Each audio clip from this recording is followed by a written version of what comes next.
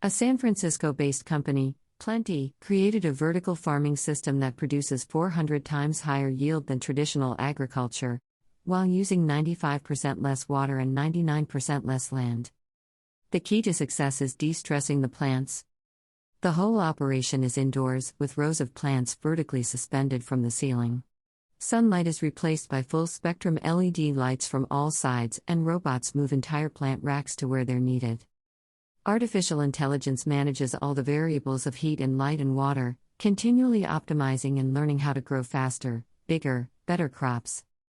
Water lost by transpiration is recaptured and reused.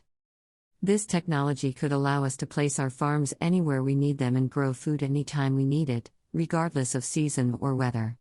All of this while outproducing traditional farming by many hundreds of times and using almost no water to do so. What do you think? Does vertical farming have potential? Please let us know in the comments below.